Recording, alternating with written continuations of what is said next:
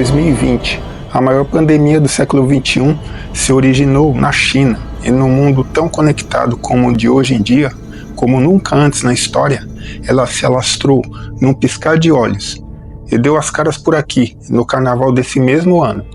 Todos sabemos e vivenciamos o coronavírus, de como ele impactou a vida de todos, arruinando economias e mudando o hábito da vida diária.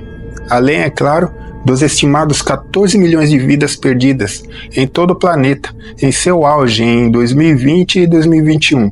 Hoje temos a vacina, mas a Covid anda nos rodeando e ainda mata. Quem trabalha na área de saúde sabe muito bem disso. Nesse vídeo vou falar das 5 maiores pandemias da história, que diferentemente das endemias, que se restringe a regiões ou cidades, avança por sobre fronteiras de países e pelos continentes afora.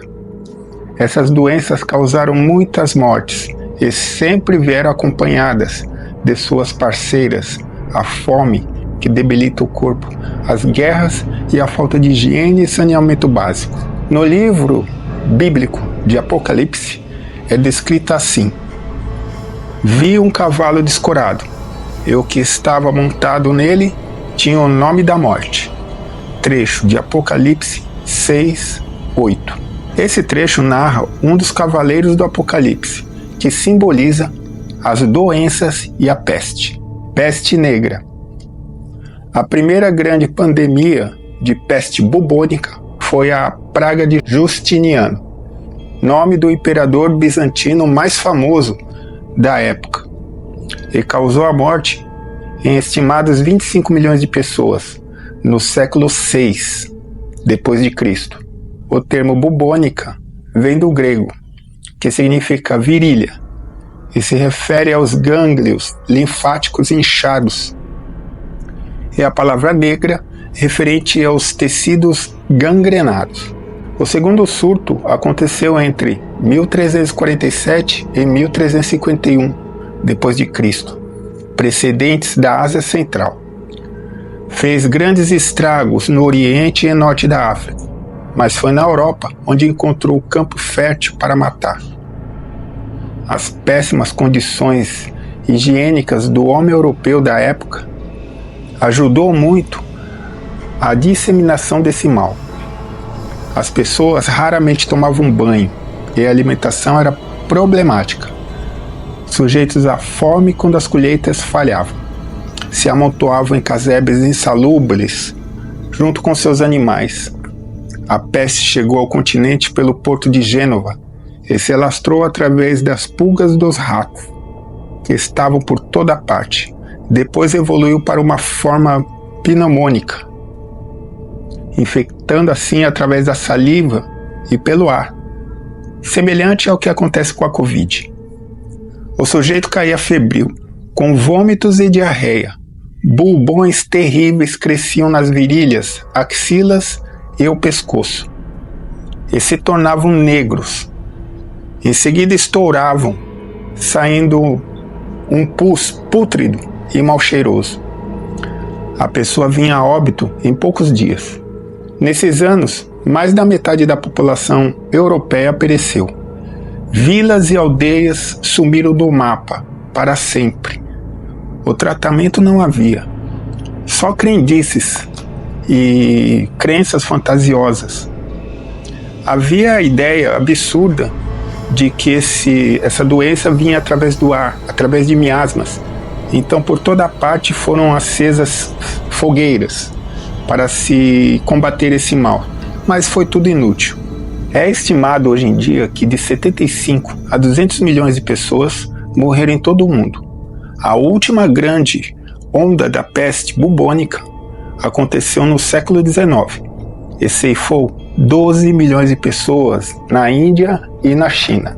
Hoje em dia o tratamento desse mal é relativamente fácil, com o uso de antibióticos.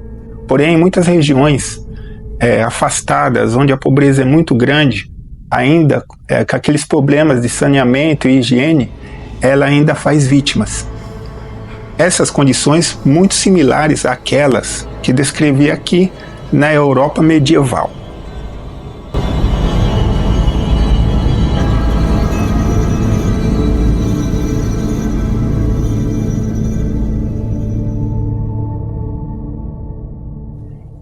Varíola.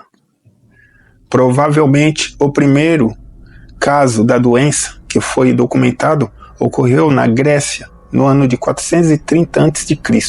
E nesta ocasião, 1/3 da população grega veio a óbito. É do tipo viral, que ocorria de pessoa para pessoa, evoluindo para um quadro de erupções avermelhadas por todo o corpo, onde se estouravam as pústulas, bolhas com pus, que provocavam intensa dor e coceiras. Quem não morria ficava todo marcado, com a pele toda marcada, que se dava o nome de pele bexiguenta. Já no século XX, estima-se que essa doença pôs termo à vida de 400 milhões de pessoas. Quando os europeus iniciaram a conquista das Américas, usavam a varíola como arma biológica contra a população indígena, lhes dando roupas infectadas e cobertores. A população indígena que não tinha imunidade contra esse mal morria muito rapidamente.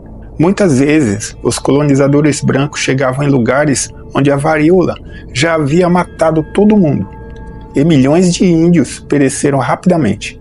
Foi a pandemia da conquista e a extinção de tribos inteiras.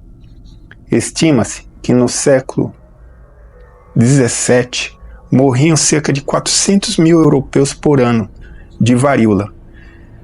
E outros tantos ficavam cegos. Não existia ainda tratamento efetivo contra a doença, somente paliativos para amenizar os sintomas. E a sobrevivência do indivíduo dependia da forma de varíola adquirida. A maior, com 30% de letalidade, e a chamada menor, com 1% de letalidade, sendo esta o tipo mais comum. Em 1967, a Organização Mundial de Saúde, OMS, mobilizou uma vacinação em massa. A vacina em questão já havia sido criada. Somadas a amplas campanhas de constante vigilância sanitária, a varíola foi declarada erradicada em 1980 e é a única doença desta lista que foi suprimida. Outro dado importante é que essa doença infecciosa era exclusivamente do ser humano, ou seja, não tinha nenhuma origem primária vinda de animais, como outras tantas.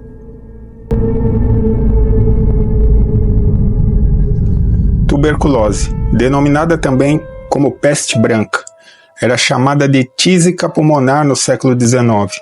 A doença conta com casos muito antigos da época do Egito dos faraós, mas foi no período da Revolução Industrial, entre os anos de 1750 e 1850, que foi o pico de sua letalidade. Na Inglaterra, por exemplo, em 1815, 1 em 4 mortes eram causadas pela tuberculose. Os sintomas são a tosse com secreção, perda de peso, sudorese noturna e palidez. A transmissão ocorre através do contato com secreções de pessoas infectadas. Aqui no Brasil, nos fins do século XIX, esse mal foi chamado de doença dos escritores e boêmios, pela vida desregrada em noites de bebedeiras e má alimentação e, claro, exposição ao vento frio, o que começava com uma gripe persistente e ia evoluindo para a tuberculose. O tratamento era paliativo e o doente era tratado em muitas clínicas que existiam na época. Ou se a condição financeira ajudava, o paciente ia viver em alguma região mais alta, onde se acreditava que o ar mais puro fazia a doença regredir ou estabilizar. A tuberculose só decaiu a partir de 1946, com o desenvolvimento do antibiótico streptomicina. Contudo, ainda é uma doença infecciosa mortal. Em 2021, cerca de 10.600.000 pessoas a contraíram, sendo que houve cerca de 1.600.000 mortes através do globo.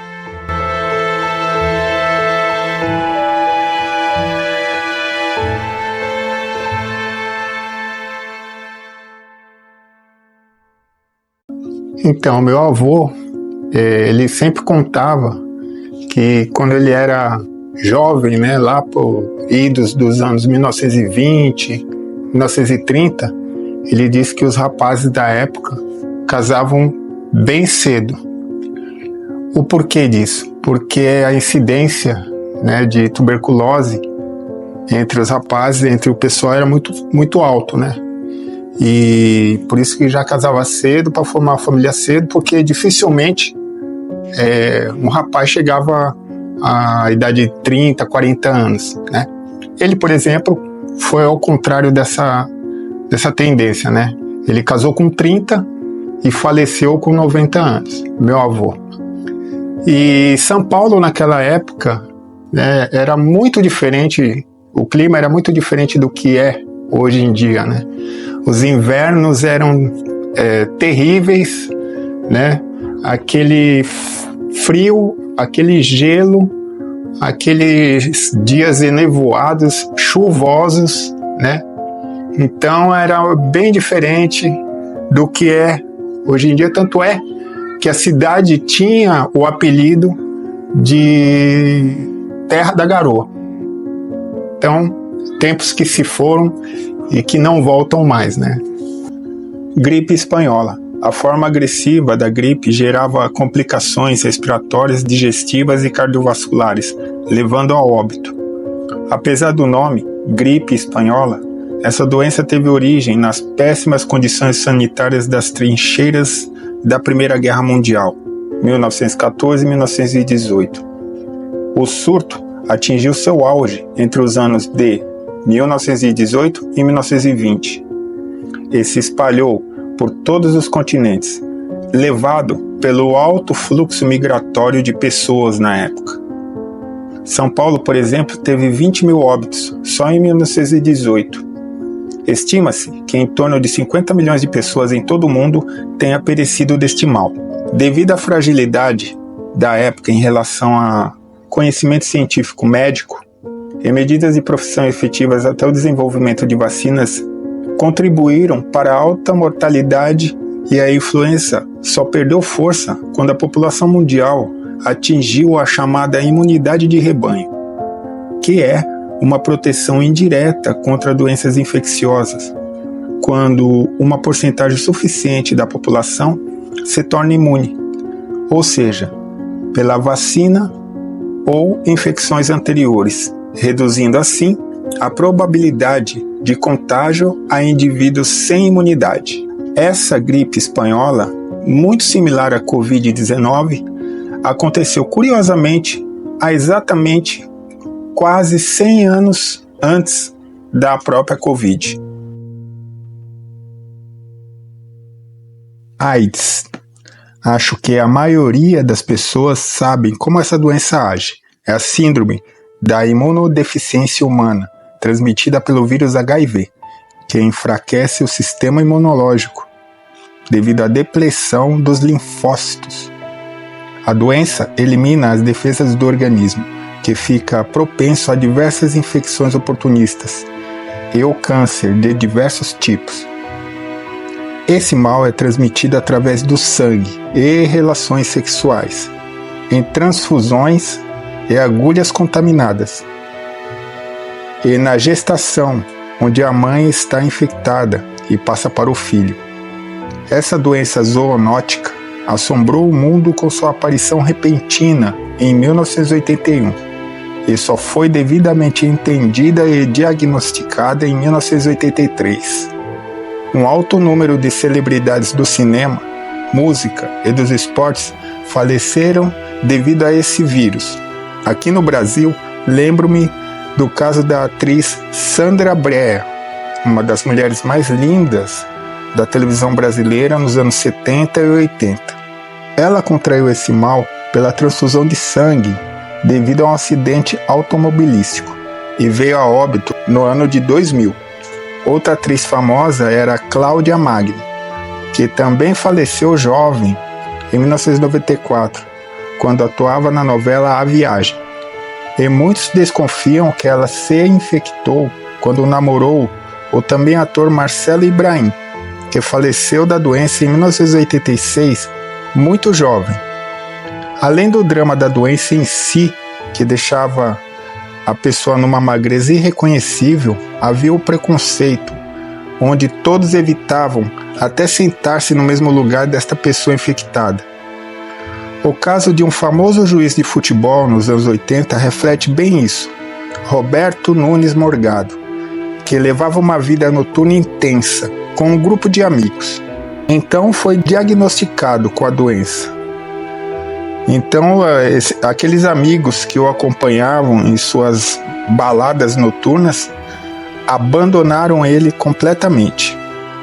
Foi abandonado até mesmo pela sua própria família, morrendo sozinho no hospital à míngua. O HIV matava em questão de meses após se desenvolver no organismo. Morgado faleceu em 1989, mesmo ano do célebre cantor Cazuza.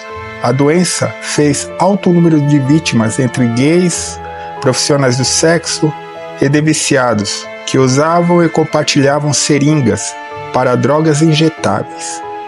A AIDS matou em seu auge nos anos 80 em torno de 33 milhões de pessoas e ainda faz vítimas. Apesar de até o presente momento não haver uma vacina, existe um coquetel de medicamentos antirretrovirais para retardar o processo desse mal. A pessoa se cuidando, evitando vícios e tendo uma dieta sadia, pode ter uma sobrevida longa ao usar regularmente esse recurso. O fato é que a vida sexual nunca mais será a mesma e a principal prevenção continua sendo a camisinha.